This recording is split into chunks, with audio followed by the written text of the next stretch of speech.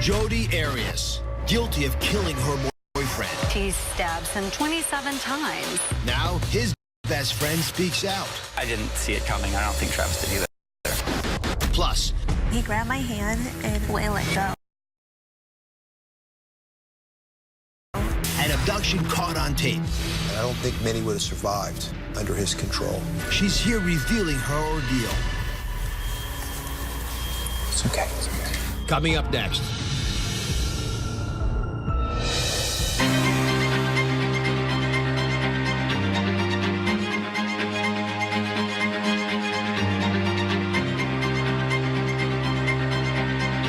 Season 11 starts now.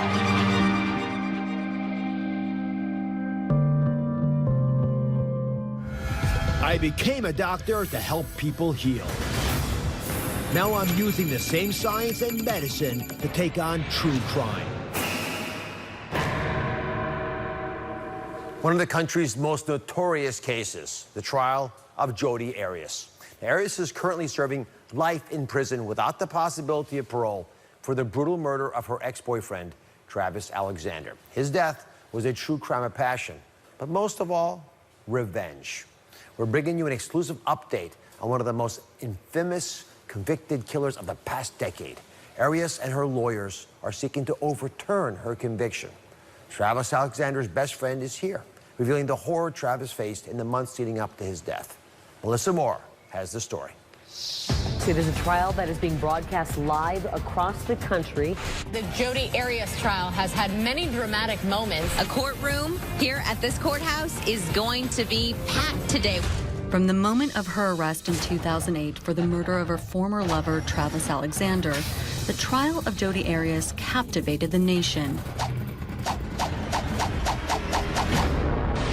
On June 4, 2008, Arias drove to Alexander's Mesa, Arizona home from Redding, California, for a sexual rendezvous which was photographically documented by Jodi and Travis.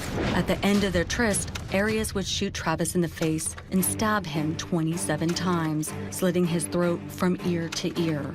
In court, Arias finally admitted to killing Alexander. Did you kill Travis Alexander on June 4th, 2008? Yes, I did. But argued that she did so in self-defense. She claimed Alexander lunged at her, and after a struggle, she shot and stabbed him to protect herself. The prosecution argued that images from the camera she accidentally took during the murder told a different story. On May 8, 2013, Arias was found guilty of first-degree murder and was ultimately sentenced to life in prison. But Arias' lawyer claims that the prosecution acted inappropriately. Right, you wouldn't see that way because you have feelings for the defendant, right? I beg your pardon, sir. And that the judge failed to control the news coverage and also deprived Arias of her right to a fair trial. The state defends the conviction, and the overwhelming amount of evidence should outweigh mistakes made by prosecution. The world now waits to hear the judge's decision. Will Jodi Arias get a second chance at freedom? Joining me now is crime correspondent Melissa Moore. This trial of Jodi Arias was televised around the world. Millions of people watched her get convicted. What was it that captivated all of us? Well, there's so many elements about this story that captivated everybody, including myself. What was interesting to me is this was the first time I really saw in a trial a ton of sex, like explicit sex. They were airing this out, and I was thinking to myself, if I was Jodi and I had like these nude photos and these text messages and these voice recordings, how ashamed I would be to have that broadcasted out. But that became a big backdrop of this story. It became scandalous in that way. So it was very explicit. Also, there was differences in their background, I think was intriguing to people. Travis was this underdog. He came from a very poor background. He was abandoned by his parents. He ended up leaving California and living with his grandma, who was Mormon, and that's how he got that structure. Jodi was an LDS. They ended up meeting in Las Vegas, and that's when their relationship took a different turn. Didn't really fit who you think he would be looking for. The nature of the murders themselves was also, I think, riveting. Right, she's this tiny, petite blonde, and she stabs him 27 times. 27 times. And then also slashes his throat from ear to ear, shot him in the face. I mean, overkill is an understatement. Yes. But then you see her in court and you watch video footage of her. She's so meek and mild, and you would never think. Even ex-boyfriends of Jodi said, like, oh, she wouldn't even hurt a spider. So what was the reason the prosecution gave for why she would kill Travis? Why would Jodi do this? The motive was jealousy. So he broke up with her, and he was actually going on a trip to Mexico with somebody else. And so she became incredibly jealous. Also, I think he was looking... going from my background, being a former LDS Mormon and knowing like what's expected of you in that religion, it's really to find somebody who is going to be the mother of your children. For women, it's to find a good provider. And so he wanted someone not as scandalous and sexy as she was to be the mother of his children. And what was her excuse? What did she argue was going down? And the story I know kept changing. Yeah, it changed multiple times. So first she said there was an intruder, and then she said it was self-defense, and then she gave a whole nother story about him being potentially a pedophile. Yeah, so she changed multiple times, and then now she's talking more about being an abused woman, that she was in a domestic violent relationship. In actuality, I believe it was flipped. I believe he was in a toxic, obviously, a violent, abusive relationship. She killed him. And I think that is the message of the story today, is that a lot of men at home, maybe watching with their wives or watching by themselves, are thinking like, maybe, you know, this relationship is toxic, but they don't understand it could be domestic violence too, because it goes both ways. Where her arguments didn't work, she's in jail. How's she doing in prison? What's her life like? She has a Twitter account that's active. She posts things about like there's no water for 4 days. She solicits money for her legal fees. I know she's active in luring other men to give her funds as well, and it's working for her. It's always amazed me. People fall in love with folks in jail. I mean, I guess they want to fix them. Yeah. Right. Yeah. Up next, Travis Alexander's childhood best friend reveals the frightening details on what Travis described as a fatal attraction. Those are his words. Don't go away.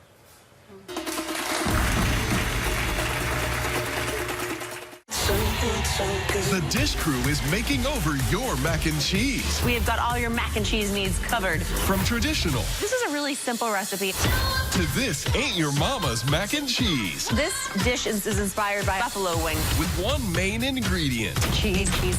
A little bit more cheese. Blue cheese crumble. I added a bit of cream cheese into this sauce. We're getting really cheesy on the next Oz. That's coming up tomorrow. Get new deals all day during Amazon's Black Friday sale. Low prices and free shipping on millions of items. The fun starts November 28th. How to make a delicious bowl of oatmeal. Start with whole grain Quaker oats. Then add a spoonful of boldness. Definitely a cup of you deserve this. Your perfect bowl is yours to create. Our oats, your creation. Quaker oats.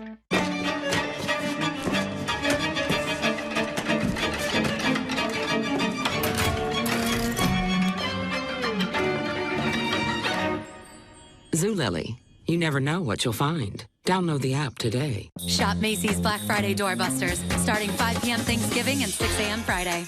Hurry in store for free doorbusters after mail-in rebate. Available while supplies last.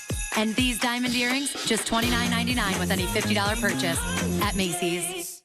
There is no one face of hunger, but this is the face of a hunger hero. And this, and this, and this. These people in our community have already stepped up to fight hunger. If we can get 1,000 committed heroes to contribute just $15 a month, in 1 year, Bread of the Mighty will be able to provide 1.8 million meals to those in need. In 2019, we distributed over 8 million pounds of food. That's 6.7 million meals. Face it, hunger is real. Go to breadofthemighty.org and become a hunger hero today.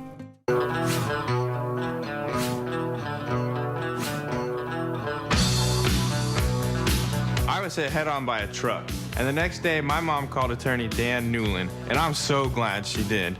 Dan was able to recover $785,000, and that money's really going to help with my medical recovery. Hit by a big truck anywhere in the Gainesville area, call me now at 352-222-2000. Thanks, Dan.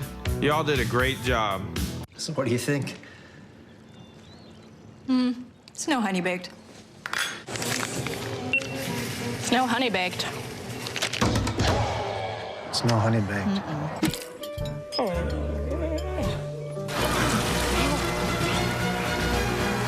It's no honey baked. Now that's a honey-baked, slow-smoked, hand-glazed, spiral-sliced. The world's best ham is a honey-baked ham. We're back discussing one of the most infamous convicted killers of the past decade, Jodi Arias. She brutally killed her ex-boyfriend, Travis Alexander, in his home. Joining us now in an exclusive interview is Travis Alexander's best friend, Chad. I want to thank you for being here. Thanks. I know it's sometimes hard to discuss the loss of good friends. What went through your mind when you first heard that Chad had been murdered, that Mr. Alexander had been murdered? You know, it was so surreal.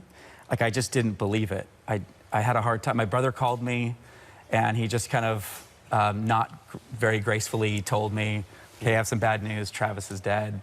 And I couldn't accept that that was the case. So I called his cell phone, and I left a bunch of voicemails for days. Travis, call me. There's just some crazy news going out around about you, so just let me know. And yeah, it was really hard for me to take in. He was just so invincible and so larger than life that I couldn't accept it for a long time. Why do you think he kept his relationship with Jodi a secret for most of the time? You know, people in his life were asking about it. Yeah, I think that, you know, he's very religious, and I'm sure he felt a lot of shame, like the church, you know, like the sexual sins that he was involved with, and sexual activities involved with was, you know, it's very looked down upon, and so I don't think he was very proud of that. I understand about 6 months before he was murdered, he confided in you that there was a fatal attraction dynamic between him and Jodi Arias. Yeah. Yeah, he didn't really tell me much about that. We talked on the phone a little bit, and I asked, like, hey, what's the deal with Jodi? How are you guys doing? And he's like, I don't even want to get into it. I'll tell you about it later in person. But he's like, it's crazy. It's like a fatal attraction type thing. So, like... He used those words. He used those words, yeah. So he must have been worried about something. Hey, walk me through what was going on in his religious life, in his spiritual life. I think religiously, I think the Jodi thing kind of knocked him off track a little bit, he felt. And he made efforts to kind of get back on track. And that's kind of where he was a little bit before his death. He was trying to kind of like straighten up and fly right, so to speak. I believe for Jodi, though, the sexual aspect of this relationship was really about control. I think that she knew Travis wanted this, that it was a secret, so she was able to leverage that secret because she knew he was basically living a double life within the church. Because if the bishop, the church leaders knew of his lifestyle, he would have dire consequences with his faith. He would, and so there's really serious consequences for his actions amongst his community for having that relationship. And there were so many expectations too for him. So she knew, and I think that's also why she converted to Mormonism, is that she could essentially have access to the leaders that he was reporting to. So she could essentially go tell the leaders about their explicit, you know, their sexual relationship. Well, if she converted to LDS, to becoming a Mormon, why wouldn't he accept her then? I think that, I don't know if she was ever like truly down deep LDS. I think that like Travis wanted somebody that was like all the way LDS, and I think that the Melissa's right, that it was a lot of for show and a lot for power to get more into his life and that type of thing. So you never actually met Jodi, but I understand soon after the murder, she messaged you. Yeah, I reached out to her on MySpace back then, and I was just like, I know that you're a friend of Travis's, and I'm sorry for your loss. Like, we had never met. And that was like the first time one of us had ever contacted each other. So she wrote back, and it was an interesting letter. Like, she went into like too much detail, and it kind of creeped me out a little bit, so I never responded. Too much detail about how she felt or what happened? Or... Yeah, well, she'd said that like she said that Travis had made plans to go visit her on his way up to Seattle to go visit me that summer that he died, and she just gave a lot of detail as if she were covering for something. Now I realize that she was trying to, like, you know, plant an alibi or something. Right. But it felt just kind of creepy at the time. In your conversations with Travis, did it ever cross your mind that Jodi might murder him? No, no. And I don't think even though he used the Fatal Attraction moniker for her, I don't think that he thought that either. I don't think that I think he was creeped out by her, but he was so tough. I don't think anyone saw, I didn't see it coming. I don't think Travis did either. What hurts you the most as his friend about Travis's death? And how it was portrayed? I think that like what hurts me the most about the whole thing is like not seeing where he's gonna end up. You know, he came from so much in such a short span of time. He really made something wonderful with his life. And the fact that that was cut short as he was kind of like reaching toward a zenith, like that was really painful. You couldn't get that sense from watching the trial coverage. And like that kind of breaks my heart a little bit. Quite the opposite. Sometimes you think he's privileged and he was taking advantage of the situation like she was. And as you describe it, it's not like that at all. No, he was just such a magnanimous, like amazing, larger-than-life person. He was just wonderful. But also, Chad, it's that picture, too, that final picture that you see in the shower with his face. He looks so sad. It's completely different from the pictures that you've shown me and your pictures with him. I mean, you can see how big his personality is in the pictures. But then when you see him in the shower, the picture that Jodi took his final moments, he looks weeping and all the water going down his face. Like, there's something serious. That's a picture that's forever now etched with his name. Chad, you fear that Jodi's conviction may be overturned? I hope not. I mean, I would like to believe that there's not really a serious possibility of that. So maybe I'm just living a lie, but I'm hoping that there's no chance of that. It's a big gamble, though. Something that she's probably, nobody's really talking about this, though, that if she has a new trial, can't she get the death penalty? I know we had her former defense attorney, Kirk Nurmi, on, and he saved her from the death penalty. Yeah. She could get retried and have a new conviction that could give her the death penalty, I believe. Well, she's either looking at life in prison or getting out, so maybe it's worth the gamble, even if she gets a harsher sentence. Chad, thank you very much. I'm sorry for your loss. Thank you. We'll be right back.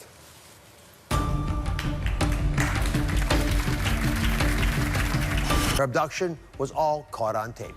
She's here now speaking out on the harrowing details of her captivity. I'm attorney Stephanie Hines, former assistant state attorney, now with the law firm of Warner